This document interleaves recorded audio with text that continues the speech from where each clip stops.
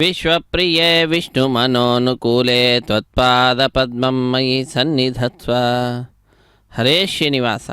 ನಮಃ ಪದ್ಮಾವತ್ಯೈ. ಪದ್ಮಾವತಿ ಹೃದಯವಲ್ಲಭ ಗೋವಿಂದ ಗೋವಿಂದ. ಪದ್ಮಾವತಿ ರಮಣ ಗೋವಿಂದ ಗೋವಿಂದ.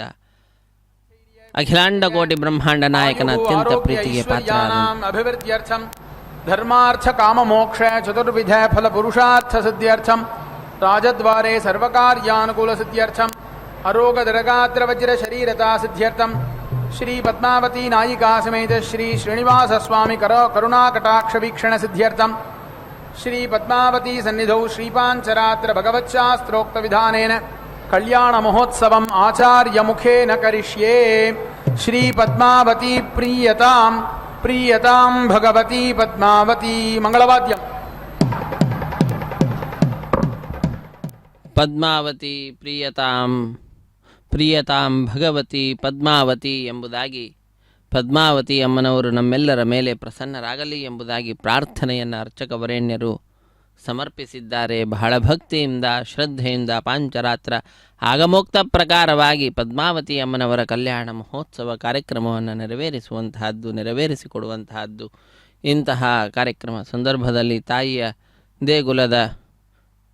ಗೋಪುರ ದರ್ಶನವನ್ನು ನಾವೆಲ್ಲರೂ ಪಡೆದುಕೊಳ್ತಾ ಇದ್ದೇವೆ. ಪದ್ಮಾವತಿ ಅಮ್ಮನವರು ನೆಲೆಸಿರುವಂತಹ ಗೋಪುರದ ದರ್ಶನ, ಸ್ವಾಮಿಯ ಅತ್ಯಂತ ಪ್ರೀತಿಗೆ ಪಾತ್ರಳಾಗಿ ಪ್ರಪಂಚದ ಸೃಷ್ಟಿ ಸ್ಥಿತಿ ಲಯ ನಿಯಮನ ಜ್ಞಾನ ಅಜ್ಞಾನ ಬಂಧ ಮೋಕ್ಷಗಳನ್ನು ಉಂಟು ಮಾಡತಕ್ಕಂತಹ ತಾಯಿ. ಎಂ ಕಾಮಯೇ ತಂ ತಂ ಉಗ್ರಂ ಕೃಣೋಮಿ ತಂ ಬ್ರಹ್ಮಾಣಂ ತಂ ಋಷಿಂ ತಂ ಸುಮೇಧಾಂ. ಯಾರನ್ನು ಯಾವ ಸ್ಥಾನಮಾನದಲ್ಲಾದರೂ ಕುಳ್ಳಿರಿಸಿ ಅವರನ್ನು ಅತ್ಯಂತ ಉಚ್ಚ ಸ್ಥಾನದಲ್ಲಿ ಕುಳ್ಳಿರಿಸಬಹುದು ಅಥವಾ ಕೆಳಗಡೆ ಕೆಡವಿ ಹಾಕಬಹುದು. ಎಲ್ಲವೂ ಕೂಡ ಆ ತಾಯಿಯ ಅಧೀನ. ಅಹಂ ರುದ್ರಾಯ ಧನುರಾತನೋಮಿ ಬ್ರಹ್ಮದ್ವಿಷೇ ಶರವೇ ಹಂತವಾವು. ಬ್ರಹ್ಮನನ್ನು ದ್ವೇಷಿಸಿದ್ದು ಅಂತಾದರೆ ಅದು ಯಾರೇ ಇರಲಿ ಅವರ ಮೇಲೆ ನಾನು ಶಿಕ್ಷೆಯನ್ನು, ಕಠಿಣವಾದಂತಹ ಶಿಕ್ಷೆಯನ್ನು ನಾನು ಅವರಿಗೆ ಕೊಡ್ತೇನೆ ಅಂತ ತಾಯಿ ಹೇಳ್ತಕ್ಕಂತಹದ್ದು. ಅಂತಹ ಭಗವಂತನಿಗೆ ಅತ್ಯಂತ ಪ್ರಿಯಳಾದಂತಹ ಪದ್ಮಾವತಿ ಅಮ್ಮನವರು ಪ್ರತಿನಿತ್ಯ ಭಕ್ತರನ್ನು ಅನುಗ್ರಹಿಸಲಿಕ್ಕಾಗಿ ವಿಷ್ಣು ಮನೋನುಕೂಲೆ ಎಂಬುದಾಗಿ ವಿಶೇಷಣ ಏನಿದೆ ತಾಯಿಗೆ ಅದನ್ನು ಸಾರ್ಥಕಪಡಿಸುತ್ತಾ ಭಗವಂತ ತಿರುಮಲ ಕ್ಷೇತ್ರದಲ್ಲಿ ಪ್ರತಿನಿತ್ಯ ಕಲ್ಯಾಣ ಮಹೋತ್ಸವ ಕಾರ್ಯಕ್ರಮವನ್ನು ಭಕ್ತರಿಂದ ಪಡೆದುಕೊಂಡತಾ ಇದ್ದರೆ, ಪದ್ಮಾವತಿ ಅಮ್ಮನವರು ತಿರುಚಾನೂರಿನಲ್ಲಿಯೂ ಕೂಡ ಭಕ್ತರಿಂದ ಪ್ರತಿನಿತ್ಯ ಕಲ್ಯಾಣ ಮಹೋತ್ಸವ ಕಾರ್ಯಕ್ರಮಾದಿಗಳನ್ನು ಪಡೆದುಕೊಳ್ಳುತ್ತಾ ಭಕ್ತರನ್ನು ಅನುಗ್ರಹಿಸ್ತಾ ಇರುವಂತಹದ್ದು. ಅತ್ಯಂತ ಭಕ್ತಿಯಿಂದ ಯಾರು ಆ ಭಗವಂತನನ್ನು ಆಶ್ರಯಿಸುತ್ತಾರೋ ಅಂಥವರ ರಕ್ಷಣೆಯನ್ನು ಎಲ್ಲರೂ ಕೂಡ ಮಾಡ್ತಾರೆ. ಆ ಭಗವಂತ ಪ್ರಸನ್ನನಾದ ಅಂತಾದರೆ ಅಲಭ್ಯವಾದಂತಹದ್ದು ಲೋಕದಲ್ಲಿ ಏನೂ ಇಲ್ಲ ಅನ್ನುವಂತಹ ವಿಚಾರವನ್ನು ನಾವೆಲ್ಲರೂ ಕೂಡ ತಿಳಿದುಕೊಳ್ಳಬೇಕು. ಶುದ್ಧಿ ಪುಣ್ಯಾಹ ವಾಚನ ಕಾರ್ಯಕ್ರಮ ಕಲ್ಯಾಣ ಮಹೋತ್ಸವದ ಅಂಗವಾಗಿ ನಡೀತಾ ಇರತಕ್ಕಂತಹದ್ದು. ಬಂದ ಭಕ್ತರಿಂದ ಸಂಕಲ್ಪವನ್ನು ಮಾಡಿಸಿದ್ದಾರೆ. ನಿರ್ವಿಘ್ನ ಪರಿಸಮಾಪ್ತಿಗಾಗಿ ವಿನಾಯಕನ ಪೂಜೆಯ ಪರ್ಯಾಯವಾಗಿ ವಿಶ್ವಕ್ಸೇನನ ಆರಾಧನೆಯನ್ನು ಆರಂಭಿಸ್ತಾ ಇದ್ದಾರೆ. ಸ್ಥಳ ಶುದ್ಧಿ, ವಾತಾವರಣ ಶುದ್ಧಿ, ದ್ರವ್ಯ ಶುದ್ಧಿ, ಆತ್ಮಶುದ್ಧಿಗಾಗಿ ನಡೆಸುವ ಕಾರ್ಯಕ್ರಮ ಶುದ್ಧಿ ಪುಣ್ಯಾಹ ವಾಚನೆ. ಆ ಶುದ್ಧಿ ಪುಣ್ಯಾಹ ವಾಚನೆಯ ನಂತರ ಶ್ರೀನಿವಾಸ ದೇವರ ಬಲಗೈಗೆ ಕಂಕಣ ಧಾರಣೆ, ಪದ್ಮಾವತಿ ಅಮ್ಮನವರ ಎಡಗೈಗೆ ಕಂಕಣ ಧಾರಣೆ ಇರುತ್ತದೆ. ಶ್ರೀನಿವಾಸ ದೇವರಿಗೆ ಯಜ್ಞೋಪವೀತವನ್ನು ಸಮರ್ಪಣೆ ಮಾಡಿ ಕನ್ಯಾದಾನ ಅನ್ನುವ ಕೈಂಕರ್ಯವನ್ನು ನಡೆಸಿಕೊಡುತ್ತಾರೆ. ತಾಯಿಗೂ ಸ್ವಾಮಿಗೂ ಸೇರುವಂತೆ ಉದ್ದವಾದ ಪುಷ್ಪಮಾಲೆಯನ್ನು ಸಮರ್ಪಣೆ ಮಾಡಿ ಮಧ್ಯದಲ್ಲಿ ತೆಂಗಿನಕಾಯನ್ನಿರಿಸಿ ಕೈಯಲ್ಲಿ ಮಂತ್ರಾಕ್ಷತೆ ಹಿಡಿದು ಮಂತ್ರಗಳನ್ನು ಉಚ್ಚರಿಸುತ್ತಾ ಕ್ಷೀರದಿಂದ ಅಭಿಷೇಕವನ್ನು ಆಚರಿಸಿ ಮಂತ್ರಾಕ್ಷತೆಯನ್ನು ತಾಯಿಗೂ ಸ್ವಾಮಿಗೂ ಅರ್ಪಿಸಿ ಪುಷ್ಪಮಾಲೆಯನ್ನು ತಾಯಿಯ ಸಿಂಹಾಸನಕ್ಕೆ ಅರ್ಪಿಸುತ್ತಾರೆ. ತದನಂತರ ಅಗ್ನಿ ಪ್ರತಿಷ್ಠೆಯನ್ನು ಮಾಡಿ ಮಾಂಗಲ್ಯ ಪೂಜೆಯನ್ನು ಮಾಡಿ ಸ್ವಾಮಿಯ ಕೈಯನ್ನು ಮುಟ್ಟಿಸಿ ಪದ್ಮಾವತಿ ಅಮ್ಮನವರ ಕೊರಳಿಗೆ ಮಾಂಗಲ್ಯ ಧಾರಣೆ, ಕರ್ಪೂರ ನೀರಾಜನವನ್ನು ಸಮರ್ಪಿಸ್ತಕ್ಕಂತಹದ್ದು, ಮಾಲಾ ಪರಿವರ್ತನೆ, ಅಕ್ಷತಾರೋಪಣ, ಈ ಎಲ್ಲ ಕೈಂಕರ್ಯಗಳನ್ನು ನಾವು ವೇದ ಪಂಡಿತರು ವೇದ ಮಂತ್ರಗಳನ್ನು ಪಠಿಸ್ತಾ ಇದ್ದರೆ ಆ ವೇದ ಪಾರಾಯಣವನ್ನು ಕೇಳುತ್ತಾ ನಾವು ನೋಡುವ ಭಾಗ್ಯವನ್ನು ಪಡೆದುಕೊಂಡಿದ್ದೇವೆ. ಶ್ರವಣಂ ಕೀರ್ತನಂ ವಿಷ್ಣು ಸ್ಮರಣಂ ಪಾದಸೇವನಂ ಅರ್ಚನಂ ವಂದನಂ ದಾಸ್ಯಂ ಸಖ್ಯಂ ಆತ್ಮನಿವೇದನಂ ಎಂಬುದಾಗಿ ನವವಿಧವಾದ ಭಕ್ತಿಯನ್ನು ನಾವೇನು ಲೋಕದಲ್ಲಿ ನೋಡ್ತಾ ಇದ್ದೇವೋ ಅದರಲ್ಲಿ ಮೊಟ್ಟ ಮೊದಲನೆಯದು ಶ್ರವಣ ರೂಪವಾದಂತಹ ಭಕ್ತಿ. ಅದನ್ನು ವೇದ ಮಂತ್ರಗಳನ್ನು ಕೇಳುವುದರ ಮುಖಾಂತರ, ಸ್ವಾಮಿಯ ಮಹಿಮೆಯನ್ನು ನಾವು ಕೇಳುವುದರ ಮುಖಾಂತರ ಭಕ್ತಿಯನ್ನು ಮಾಡ್ತಕ್ಕಂಥವರಾಗ್ತಾ ಇದ್ದೇವೆ. ಶ್ರವಣ ರೂಪವಾದ ಭಕ್ತಿಯನ್ನು ನಮ್ಮಿಂದ ತಾಯಿ ಪದ್ಮಾವತಿ ಅಮ್ಮನವರು ಮಾಡಿಸ್ತಾ ಇದ್ದಾರೆ. ಈ ರೀತಿಯಾಗಿ ಈ ಸಾಧನ ಶರೀರದ ಸಾರ್ಥಕತೆಯನ್ನು ತಾಯಿ ಉಂಟು ಮಾಡುತ್ತಾ ನಮ್ಮೆಲ್ಲರ ಮೇಲೆ ಕೃಪಾಪೂರ್ಣವಾದ ದೃಷ್ಟಿಯನ್ನು ಬೀರ್ತಾ ಇದ್ದಾಳೆ. ಹೀಗೆ ಸರ್ವದಾ ನಮ್ಮನ್ನು ಉದ್ಧರಿಸಲಿ. ಸುಕೃತಂ ತಿಲಮಾತ್ರ ತುಲ್ಯಮೀಶ ಕ್ರಿಯತೆ ನೈವ ಮಯೈಕ ವತ್ಸರೇಪಿ ಅಪಿತು ಕ್ರಿಯತೆ ಸದಾಗಪೂಗ ಪ್ರತಿಯಾಮಂ. ಸಕಲೇಂದ್ರಿಯೈರ್ಮುಕುಂದ, ಎಲ್ಲ ಇಂದ್ರಿಯಗಳಿಂದ ಅನೇಕ ಜನ್ಮಗಳಿಗೆ ಬೇಕಾಗುವಷ್ಟು ನಾನು ಪಾಪವನ್ನು ಮಾಡ್ತಾ ಇದ್ದೇನೆ. ಎಳ್ಳಿನ ಕಾಳಷ್ಟು ಕೂಡ ಪುಣ್ಯವನ್ನು ಮಾಡದೇ ಇರುವ ನನ್ನಿಂದ ವಿಶೇಷವಾಗಿ ಕಾರ್ಯಕ್ರಮದಲ್ಲಿ ಪಾಲ್ಗೊಳ್ಳುವಂತೆ ಮಾಡಿ ಪುಣ್ಯಾರ್ಜನೆಯನ್ನು ಮಾಡಿಸ್ತಾ ಇದ್ದೀಯಾ. ಹೇ ತಾಯಿ, ಇಂತಹ ಅನುಗ್ರಹ ಸರ್ವದಾ ನನ್ನ ಮೇಲಿರಲಿ ಎಂಬುದಾಗಿ ತಾಯಿಯನ್ನು ನಾವೆಲ್ಲರೂ ಕೂಡ ಪ್ರಾರ್ಥಿಸೋಣ. ಸಕಲ ವೇದಗಳ ಆಗಮಗಳ ಅಭಿಮಾನಿನಿ ತಾಯಿ ಪದ್ಮಾವತಿ ಅಮ್ಮನವರು ತಮ್ಮ ಈ ಕಲ್ಯಾಣ ಮಹೋತ್ಸವ ಕಾರ್ಯಕ್ರಮ ಸಂದರ್ಭದಲ್ಲಿ ವೇದ ಪಂಡಿತರಿಂದ ಋಗ್ವೇದ, ಯಜುರ್ವೇದ, ಸಾಮವೇದ, ಅಥರ್ವವೇದಗಳ ಪಾರವನ್ನು ನೋಡಿರತಕ್ಕಂತಹ ಆ ಜ್ಞಾನಿಗಳೇನಿದ್ದಾರೆ ಅವರಿಂದ ಪಾರಾಯಣ ರೂಪವಾದ ಸೇವೆಯನ್ನು ಪಡೆದುಕೊಳ್ಳುತ್ತಾಳೆ. ವೇದ ಪಾರಾಯಣ ಪ್ರಿಯನಾದಂತಹವನು ಶ್ರೀ ಮಹಾವಿಷ್ಣು ವೆಂಕಟೇಶ್ವರ ಸ್ವಾಮಿ. ಹಾಗಾಗಿ ತನ್ನ ಈ ಕಲ್ಯಾಣ ಮಹೋತ್ಸವ ಕಾರ್ಯಕ್ರಮದಲ್ಲಿ ವೇದ ಪಂಡಿತರು ವಿಶೇಷವಾಗಿ ವೇದ ಪಾರಾಯಣವನ್ನು ಮಾಡ್ತಾ ಇರ್ತಾರೆ. ಆ ವೇದ ಪಾರಾಯಣವನ್ನು ಕೇಳುತ್ತಾ ಭಕ್ತರಾದಂತಹ ನಾವೆಲ್ಲರೂ ಕೂಡ ಕಾರ್ಯಕ್ರಮವನ್ನು ವೀಕ್ಷಿಸಿ ಧನ್ಯರಾಗೋಣ. ತಾಯಿಯ ಕೃಪೆಗೆ ಪಾತ್ರರಾಗೋಣ. ಪದ್ಮಾವತಿ ಹೃದಯವಲ್ಲಭ ಗೋವಿಂದ ಗೋವಿಂದ, ಪದ್ಮಾವತಿ ರಮಣ ಗೋವಿಂದ ಗೋವಿಂದ. ಸರಸಿಜ ನಿಲಯೇ ಸರೋಜ ಹಸ್ತೆ ಧವಲತರಾಂ ಶುಕ ಗಂಧಮಾಲ್ಯ ಶೋಭೆ ಭಗವತಿ ಹರಿವಲ್ಲಭೆ ಮನೋಜ್ಞೆ ತ್ರಿಭುವನ ಭೂತಿಕರಿ ಪ್ರಸೀದ ಮಹ್ಯಂ. ಮೂರು ಲೋಕಕ್ಕೂ ಕೂಡ ಮಂಗಳವನ್ನು ಉಂಟು ಮಾಡ್ತಕ್ಕಂಥವಳು, ಐಶ್ವರ್ಯವನ್ನು ನೀಡ್ತಕ್ಕಂತಹ ಹೇ ತಾಯಿ, ಪ್ರಸೀದ ಮಹ್ಯಂ, ನನ್ನ ವಿಷಯದಲ್ಲಿ ಪ್ರಸನ್ನಳಾಗು ಎಂಬುದಾಗಿ ನಾವೆಲ್ಲರೂ ಕೂಡ ತಾಯಿಯನ್ನು ಪ್ರಾರ್ಥಿಸೋಣ. ಕೌಶೇಯ ಪೀತವಸನಾಂ ಅರವಿಂದ ನೇತ್ರಾಂ ಪದ್ಮದ್ವಯಾಭಯವರೋದ್ಯತ ಪದ್ಮಹಸ್ತಾಂ ಉದ್ಯರ್ಚ ತಾರ್ಕ ಸದೃಶೀಂ ಪರಮಾಂಕ ಸಂಸ್ಥಾಂ ಧ್ಯಾಯೇದ್ವಿಧೀಶನುತ ಪಾದಯುಗಾಂ ಜನಿತ್ರೀಂ. ನಮಃ ಪದ್ಮಾವತಿ.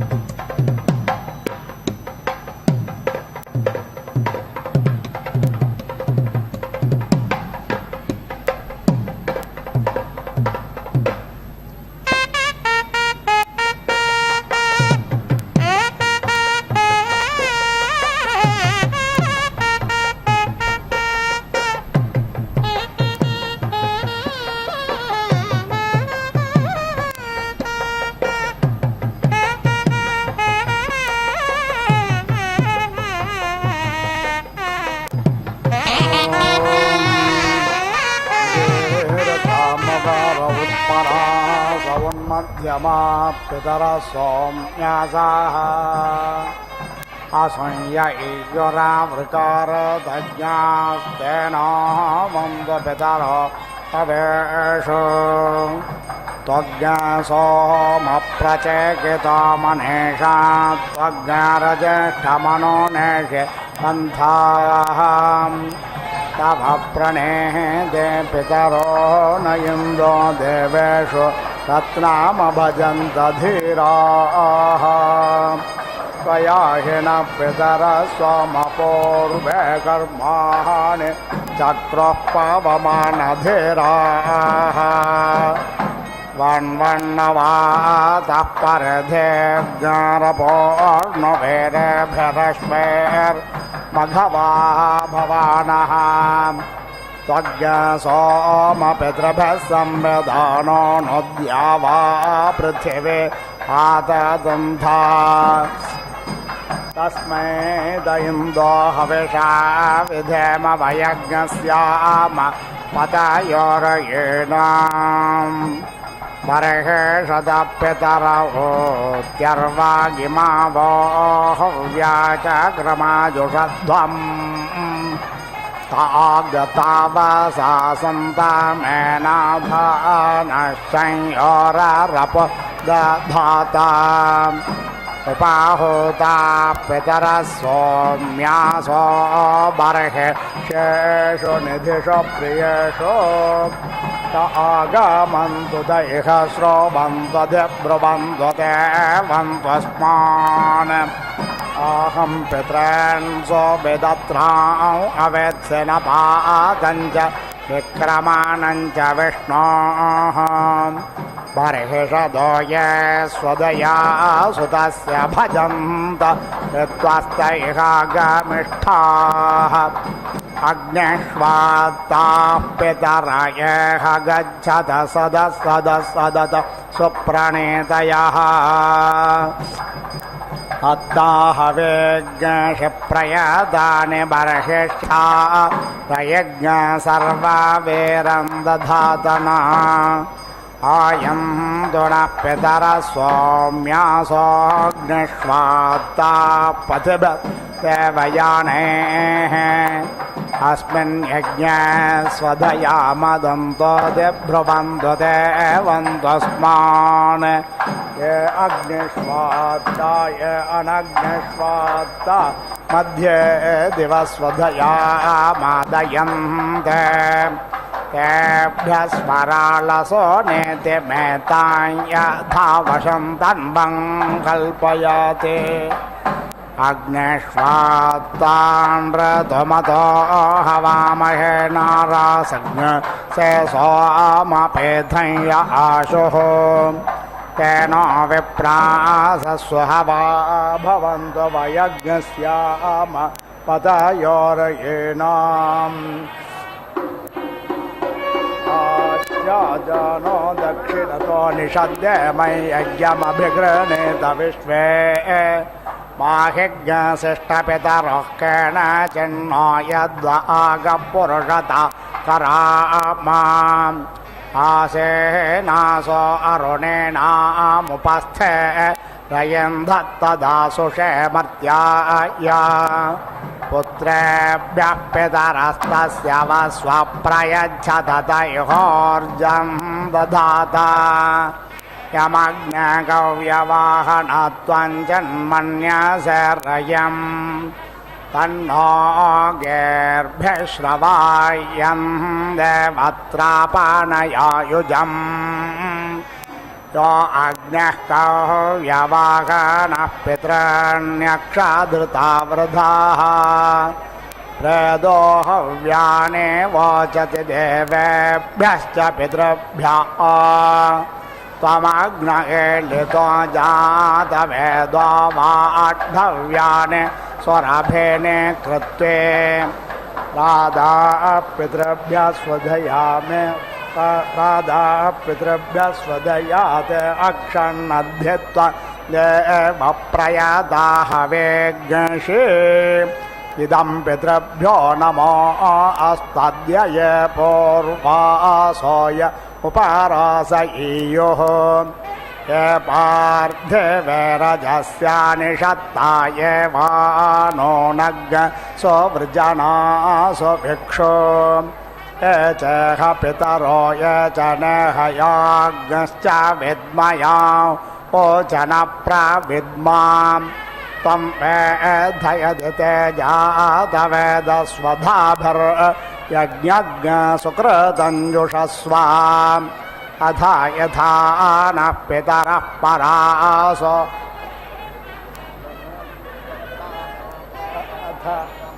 ಅಥ ಯಥಾ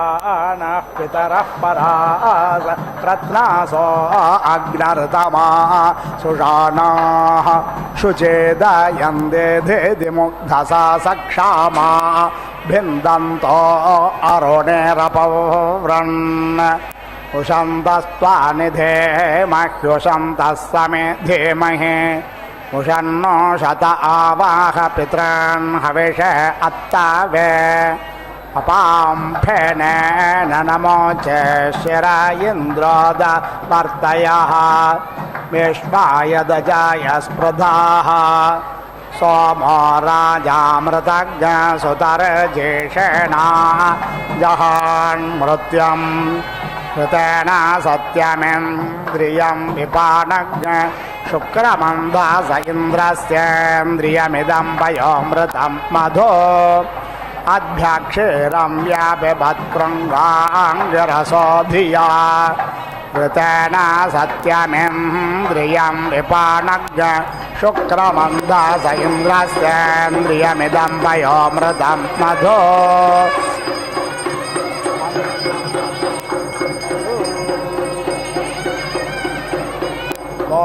ಮದ್ಯೋ ವ್ಯಾಪಿಬಚ್ಛಂದಸಾಹಗ್ಷೋಜಿಷತ್ ಋತೇನ ಸತ್ಯಮೇಂದ್ರಿಯಂ ವಿಪಾನಜ್ಞ ಶುಕ್ರಮಂದಾಸ ಇಂದ್ರಸ್ಯೇಂದ್ರಿಯಮಿದಂ ವಯೋಮೃತಂ ಮಧೋ ಅನ್ನಾತ್ಪರಿಶ್ರುತೋ ರಸಂ ಬ್ರಹ್ಮಣಾ ವ್ಯಾಪಿಬತ್ಕ್ಷತ್ರಂ ವಯಸ್ಸೋಮಂ ಪ್ರಜಾಪತಿಃ ಋತೇನ ಸತ್ಯಮೇಂದ್ರಿಯಂ ವಿಪಾನಜ್ಞ ಶುಕ್ರಮಂದಾಸ ಇಂದ್ರಸ್ಯೇಂದ್ರಿಯಮಿದಂ ವಯೋಮೃತಂ ಮಧು ೇತೋಮೋತ್ರಂ ವಿಜಾಹಾದಿಯೋನಿಂ ಪ್ರವಿಶದಿಂದ್ರಿಯಂ ಗರ್ಭೋ ಜರಾಯುಣಾವೃತ ಉಲ್ಬಂಜಹಾದಿ ಜನ್ಮನಾ ಋತೇನ ಸತ್ಯಮೇಂದ್ರಿಯಂ ವಿಪಾನಜ್ಞ ಶುಕ್ರಮಂದಾಸ ಇಂದ್ರಸ್ಯೇಂದ್ರಿಯಮಿದಂ ವಯೋಮೃತಂ ಮಧು ದೃಷ್ಟ್ವಾ ರೂಪೇ ವ್ಯಾಕಾರೋತ್ ಸತ್ಯಾನೃತೆ ಪ್ರಜಾಪತಿಃ ಅಶ್ರದ್ಧಾಮನೃತೆ ದಧಾತ್ ಶ್ರದ್ಧಾಜ್ಞ ಸತ್ಯ ಪ್ರಜಾಪತಿಃ ಋತೇನ ಸತ್ಯಮೇಂದ್ರಿಯಂ ವಿಪಾನಜ್ಞ ಶುಕ್ರಮಂದಾಸ ಇಂದ್ರಸ್ಯೇಂದ್ರಿಯಮಿದಂ ವಯೋಮೃತಂ ಮಧು ವೇದೇನ ರೂಪೇ ವ್ಯಾಪಿಬತ್ಸುತಾಸುತೋ ಪ್ರಜಾಪತಿಃ ಋತೇನ ಸತ್ಯಮೇಂದ್ರಿಯಂ ವಿಪಾನಜ್ಞ ಶುಕ್ರಮಂದಾಸ ಇಂದ್ರಸ್ಯೇಂದ್ರಿಯಮಿದಂ ವಯೋಮೃತಂ ಮಧು ದೃಷ್ಟ್ವಾ ಪರಿಶ್ರುತೋ ರಸಜ್ಞ ಶುಕ್ರೇಣ ಶುಕ್ರಂ ವ್ಯಾಪಿಬತ್ಪಯಸ್ಸೋಮಂ ಪ್ರಜಾಪತಿಃ ಋತೇನ ಸತ್ಯಮೇಂದ್ರಿಯಂ ವಿಪಾನಜ್ಞ ಶುಕ್ರಮಂದಾಸ ಇಂದ್ರಸ್ಯೇಂದ್ರಿಯಮಿದಂ ವಯೋಮೃತಂ ಮಧು ಶೀಸೇನ ತಂತ್ರಂ ಮನಸಾ ಮನೀಷಿಣ ಪೂರ್ಣಶ್ರೋತ್ರೇಣ ಕವಯೋ ವಯಂತೆ ಅಶ್ವಿನಾ ಯಜ್ಞಜ್ಞ ಸಾಭಿತಾ ಸರಸ್ವತೇಂದ್ರಸ್ಯ ರೂಪಂ ವರುಣೋಭಿಷಜ್ಯನ್ ತದಸ್ಯ ರೂಪಮೃತಜ್ಞ ಸಚೇಭ್ಯಸ್ತಿಸ್ರೋದಾಧ್ವರ್ದೇವತಾ ಸಜ್ಞಾರರಾಣಾಃ ಲೋಮಾನೆ ಷಷ್ಪೇರ್ಬಹುಧಾನದೋಕ್ಮಾಭ್ಯಸ್ತ್ವಗಸ್ಯ ಮಾಗ್ನ ಸಮಾಭವನ್ನಲಾಜಾಃ ತದಶ್ವಿನಾ ಭಿಷಜಾ ರುದ್ರವರ್ತನೆ ಸರಸ್ವತೆ ವಯತಿ ಪೇಶೋ ಅಂತಾರಂ ಅಸ್ಥೆ ಮಜ್ಜಾನಂ ಮಾಸಾರೆ ಕಾರೋತರೇಣ ದಧತೋ ಗವಾನ್ ತ್ವಚೇ ಸರಸ್ವತಿ ಮನಸಾ ಬೇಷಲಂ ವಸುನ ಸತ್ಯಾಭ್ಯಾಂ ವಯತಿ ದರ್ಶತಂ ಪಪೋಃ रसं परिश्रुता नरोहितन्नग्नहुर्धेरस्तसारन्नवेमा पयसा शुक्रममृतं जनित्रज्ञसुरया मूत्राज्जनयन्दरताः अपामादिं दुर्मतिं बाधमाना ओबध्यं वातज्ञ सबुवन्तदारात् इन्द्रसूत्रमा हृदयेन सत्यं बोरोलाशेन सविता जजाना यकृत्क्लोमानं वरुणाभिषज्यन्मतस्मे वायव्यैर्नमेनातिपित्तम् आन्द्रानिस्थालिर्मधुपिण्डमानागुधा पात्राणि सुदुघानधेनुः शेनस्य पत्रान्न प्लीहा शचेभिरासन्ति नाभिरुदरन्न माता कुम्भोपनिष्टुर्जानिता शचेभिर्यस्मिन्नग्रे योऽन्याङ्गर्भो अन्तः प्राशर्व्यक्तशतधार उत्सो दुहेन कुम्भे स्वधां पितृभ्यः मोक्षज्ञ सदस्य शिर इत्सतेन जिह्वा पवित्रमश्विना सन् सरस्वते चप्पन्नपायोर्भिषगस्य बालो वस्तिर्नशेपो हरसातरश्वे अश्वेभ्यां चक्षुरमृतं ग्रहाभ्यां छागेन तेजो हविषा श्रुतेन पक्ष्मानि गोधूमे कुवाले सुतानि पेशो न शुक्रमसेदं वसाते अभिर्नमेषो न सेवेर्याय प्राणस्य पन्था अमृतो ग्रहाभ्याम् यवानबर्हिर्भ्रुविकेशराणि कर्कर्धो जज्ञे मधुसारघं मुखात् आत्मनुपस्थेन वृकस्य लोममुखे श्मश्रोणिनव्याघ्रलोमा केशानशीर्षण्यशे श्रियै शिखा सिंहस्य लोमत्विषेरिन्द्रियाणि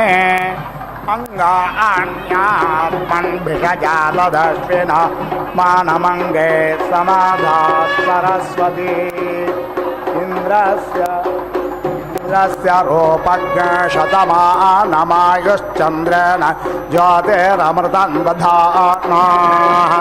सरस्वती योऽन्याङ्गर्भमन्तरश्वेभ्यां पत्नी सुकृतं बिभर्ते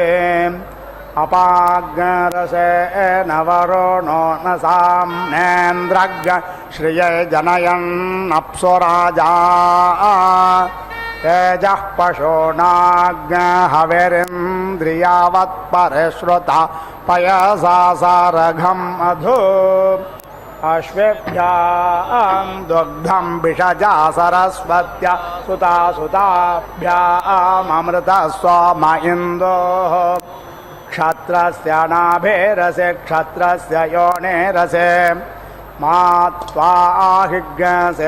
मामाहिज्ञसेः निशासादधृतौ रातो वरुणपत्स्यास्वा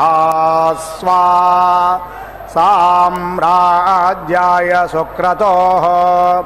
मृत्योः पाहि विद्योत्पाहि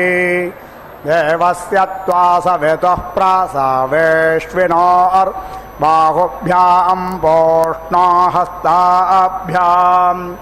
अश्विनोर्भैषज्येन तेजसे ब्रह्मवर्चसा याभिषिञ्चामि सरस्वत्यै भैषज्येन वीर्याय नाद्यायाभिषिञ्चामि इन्द्रस्येन्द्रियेण बलाय श्रियै यशसेभिषिञ्चामि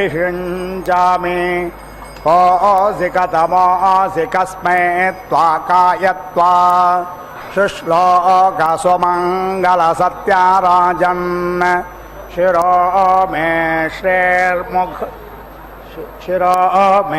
श्रेर्यशो मुखं द्विषिकेशाश्च श्मश्रोणि राजा मे प्राणो अमृतज्ञ सम्राट् चक्षुर् विराट् श्रोत्रम्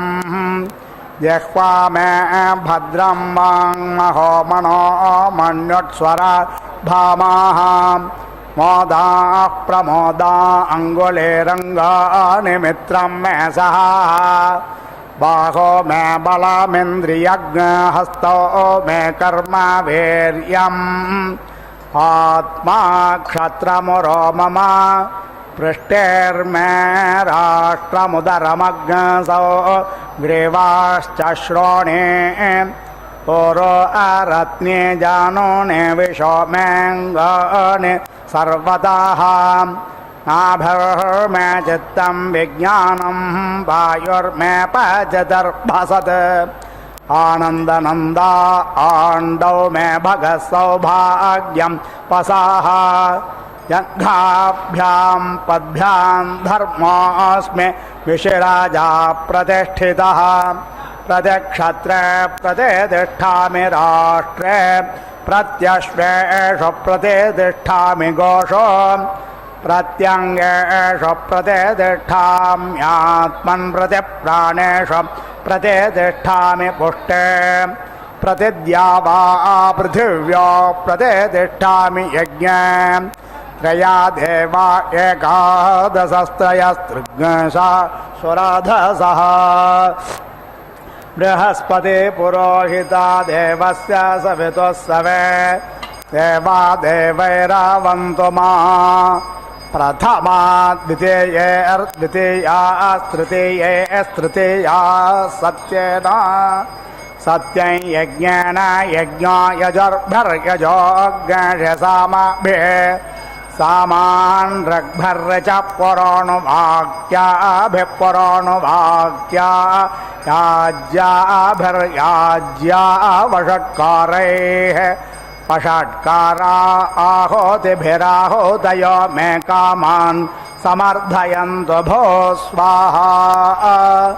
लोमानि प्रयाधर्ममत्वं मानधिरागतिः माज्ञसम्म उपानधर्वस्वस्थे मज्जाम आनदिः ॐ ज्मन् उपेति वेतसे अवत्तरमित्यवत्तरं नदीषु अग्ने पित्तम् अपाम् असि मण्डूकीताभिः एति गहि सा इमं नः यज्ञं पावकवर्णमिति पावकवर्णं शिवं कृधि पावके एति चितयन्त्या कृपा क्षामन् रुरुचे उषसः न भानुना तूर्वन् नायामन् एतशस्य नु रणे एति यः घृणे न ततृषाणः अजरः अग्ने पावक रोचिषा मन्द्रया देवा जिह्वया एति देवान् वक्षि यक्षि च सह नः पावकादिदिवः अग्ने देवान् इह एति वः उपेति यज्ञं हविः च नः अपाम् इदं ययनमिति निअयनं समुद्रस्य निवेशनमिति निवेशनम् अन्यं ते अस्मत् तपन्तु हेतयः पावकः अस्मभ्यमित्यस्माभ्यं शिवः भवा नमः ते हरसे शोचिषे नमः ते अस्तु अर्चिषे अन्यं ते अस्मत् तपन्तु हेतयः पावकः अस्मभ्यमित्यस्माभ्यं शिवः भव नृषद इति नृसदे पट् अप्सुषद इत्यप्सु सदे पट् वनसद इति वनसदे पट् बर्हिषद इति बर्हि सदे पट् सुवर्विद इति सुवः विदे पट् ये देवाः देवानां यज्ञियाः यज्ञियानां संवत्सरेणमिति संवत्सरेणम् उपेति भागम् आसते अहुताद इत्यहुता अदः हविषः यज्ञे अस्मिन् स्वयं जुहुध्वम् मधुनः घृतस्य ये देवाः देवेषु अधीति देवत्वमिति देवात्वम् आयन् ये ब्रह्मणः पुर एतार इति पुरः एतारः अस्य येभ्यः नाहृते पवते धाम किं च नाते दिवः न पृथिव्याः अधीति स्नुषु प्राणदा इति प्राणदाः अपानदा इत्यपानदाः व्यानदा इति व्यानदाः चक्षुर्दा इति चक्षुः दाः वर्चोदा इति वर्चः दाः वरिवोदा इति वरिवः दाः अन्यं ते अस्मत् तपन्तो हेतयः पावकः अस्मभ्यमित्यस्माभ्यं शिवः भव अग्निः तिग्मेन शोचिषा यगंसते विश्वं नीति अत्रिणम् अग्निः नः वगंसते रयिं सह एना अनीकेन सुविदत्र इति सुविदत्रः अस्मे इति यष्टा देवान् आयजिष्ठ इत्यायजिष्ठः स्वस्ति अदद्धः गोपा इति गोपाः उत नः परस्पा इति परः पाः अग्ने द्युमदिति द्युमत् उत रेवत् दिदिः यः इमा विश्वा भुवनानि जुह्वत् ऋषिः होता निशसादेति निससाद पिता नः सह आशिषेत्य आशिषा द्रविणम् इच्छमानः परमच्छद इति परमच्छदः वरे एति विवेश विश्वकर्मेति विश्वकर्मा मनसा यत् विहाय इति विहायाः धाता विधातेति विधाता परमा उत सन्दृगिति सन्दृक् तेषाम् इष्टानि समिति इषा मदन्ति यत्र सप्त ऋषीनिति सप्त ऋषीन् परः एकम् आहुः यः नः पिता जनिता यः विधातेति विधाता यः नः सतः अभि एति सत् जजान यः देवानाम् नामधा इति नामधाः एकः एवातं सम्प्रश्नमिति सम्प्रश्नम् भुवनायन्ति अन्या ते एति अयजन्त द्रविणम् समिति अस्मै ऋषयः पूर्वे जरितारः न भूना असूर्ता असूर्ता रजसः विमान इति विमाने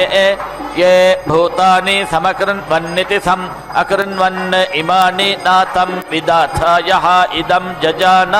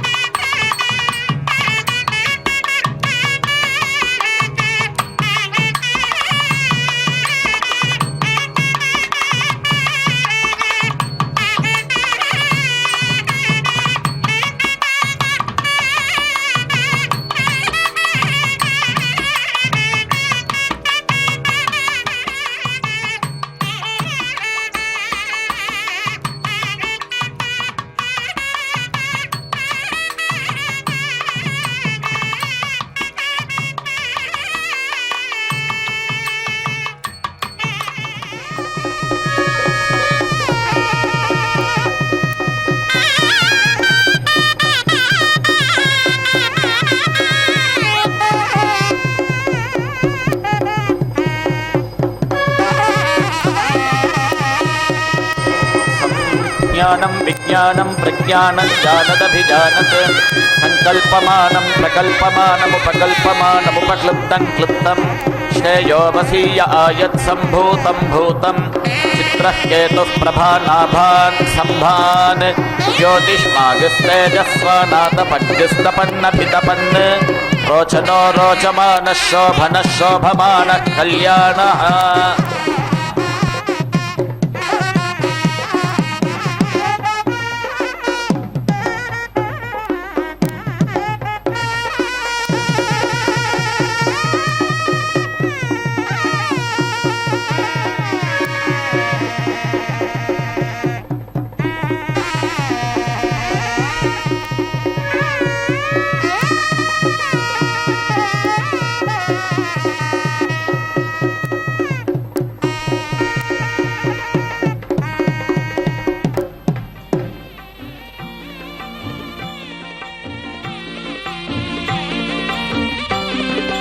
అదే శ్రీ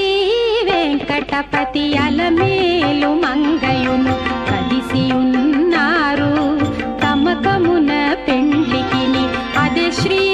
వెంకటపతి అలమేలు మంగయును కలిసి ఉన్నారు తమకమున పెండ్లికిని.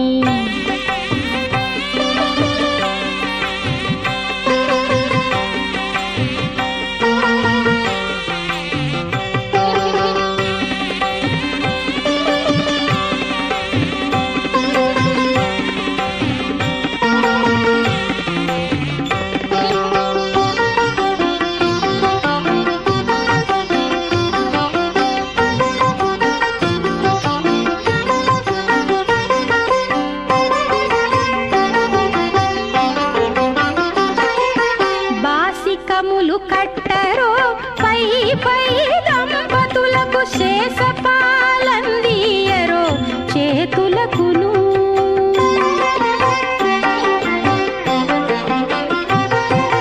బాసికములు కట్టరో పై పై దంపతులకు శేషపాలందియరో చేతులకును. సూసకాల పేరంటాండ్లు శోభాన పాడరో సూసకాల పేరంటాండ్లు శోభాన పాడరో మోసపోక ఇట్టే ముహూర్తమడుగరో. అదే శ్రీ వెంకటపతి అలమేలు మంగయును కలిసియున్నారు తమకమున పెండ్లికిని.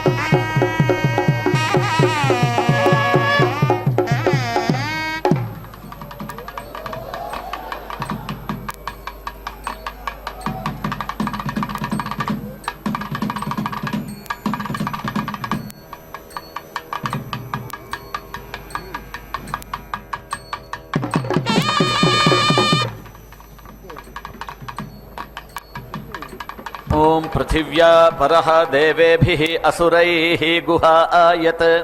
कं स्वितगर्भं प्रथमं दध्रे आपः